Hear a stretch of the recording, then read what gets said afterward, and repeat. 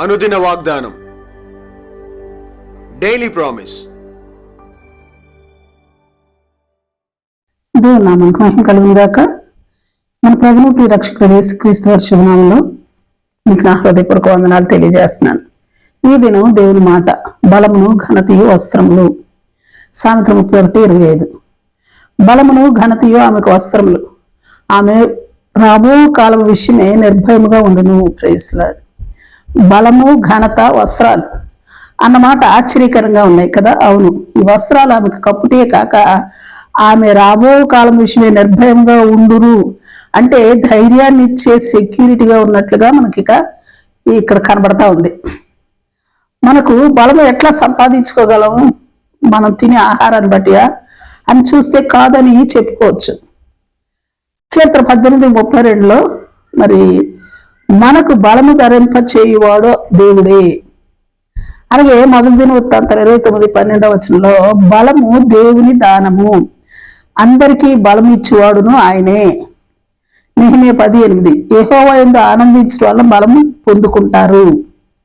అలాగనే ఘనతల గురించి ఆలోచిస్తే 2 తిమోతి 2:21 ఎవడైనను తను తాను పవిత్రపరచుకుని ఎడల వాడు పరిశుద్ధపరచబడి యజమానుడు వాడుకున్నటకు అర్హమై ప్రతి సత్కార్యమునకు స్థిరపరచబడి ఘనత నిమిత్తమైన పాత్రయై ఉండును. సామెతలు 21:21 నీతిని కృపను అనుసరించేవాడు ఘనతను పొందును. సామెతలు 27:18 తన యజమానుని మన్నించేవాడు ఘనత పొందును. 11:16 నెనరు గల స్త్రీ ఘనత నొందును. 29:23 వినయ మనస్కుడు ఘనత నొందును. 15:33 ఘనతకు ముందు వినయముండును. 23 కలహమునకు దూరంగా నుండుట నరులకు ఘనత.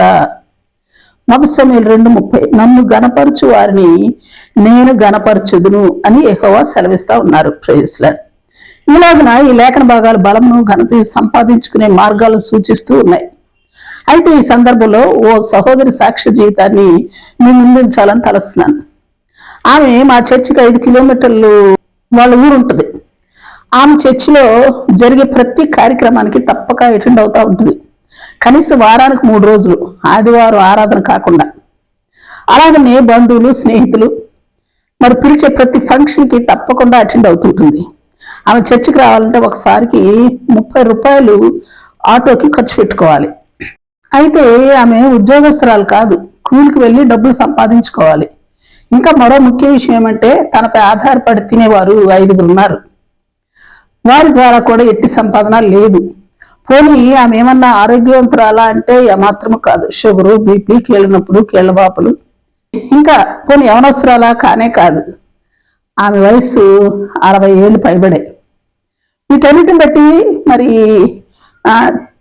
చెప్పసఖ్యం కాని నీరసం, నిస్సత్తువ. ఇదిలో ఉండగా తనపై ఆధారపడి తినేవారు ప్రభువును అంగీకరించిన వారు కాదు. ఆమె కోడలు, 2 మనవలు, మనవరాలు భర్త, మనవరాలు కూతురు. వారికి ఎంత చెప్పినా సువార్త వారు వినరు, లోబడరు. వారిపై ఆమెకున్న మమకారం, ప్రేమలను అలుసుగా చేసుకుని కనీసం ఆమెకు పనుల్లో కూడా ఏమాత్రం సహకరించేవారు కాదు. ఆమెకి ఎంత బలహీనంగా ఉన్నా ఆమె బట్టలు ఆమె ఉతుక్కోవాలి. వీటన్నిటిలో మధ్యలో ఆమెను గురించి అద్భుతమైన సంగతి మనకు చెప్పవలసింది ఉంది. అదేమంటే అందరికీ సువార్త చెబుతా ఉంటుంది. ఏమంటే ప్రభువుని నమ్ముకుంటే మీకు బాగుంటుంది, ప్రభువుని నమ్ముకొని నేను బాగుపడ్డాను, మీకు నెమ్మది ఉంటుంది, నాకు నెమ్మది దొరికింది. ఏ పరిస్థితిలోనైనా అన్ని సమకూర్చి జరిగిస్తారు ప్రభు. నాకు అన్ని ఆయన సమకూర్చి జరిగిస్తా ఉన్నారు. నాకు అన్ని ఆయనే చూసుకుంటున్నారు. నాకు ఎలాంటి భయాలు లేవు. నాకు గొప్ప నిబ్బరం, ధైర్యం ప్రభు అనుగ్రహిస్తా ఉన్నారు అంటూ అందరికీ సాక్ష్యం చెబుతా ఉంటుంది. ఎలాంటి సమస్యలు ఉన్న వారికైనా గొప్ప ధైర్యాన్ని నూరిపోస్తుంది. ఎలా అని ఎవరు సహాయాన్ని మరి ఆశించే వ్యక్తి కూడా కాదు. అట్టి వ్యక్తిత్వం కలది కాదు ఆమె. ఆమెకున్న ఒకే ఒక క్వాలిఫికేషన్ ఏమంటే యెహోవా యెడల భయభక్తులు కలిగిన స్త్రీ. గనుక ఆమె కొనియాడబడతా ఉంది. మరి ఎంత బలహీనంగా ఉన్నా, సోమరిగా కానీ బద్దకిస్తుగా కానీ ఉండే వ్యక్తి కాదు. గనుక ఆమె పనులు ఆమెను కొనియాడుతూ ఉన్నాయి. Praise lord. అవును, గుణవతి అయిన భార్య వలె బలమును ఘనతను ఆమెకు వస్త్రాలు. అందుకే రాబో కాలం విషయమే నిబ్రంగా ఉంటుంది.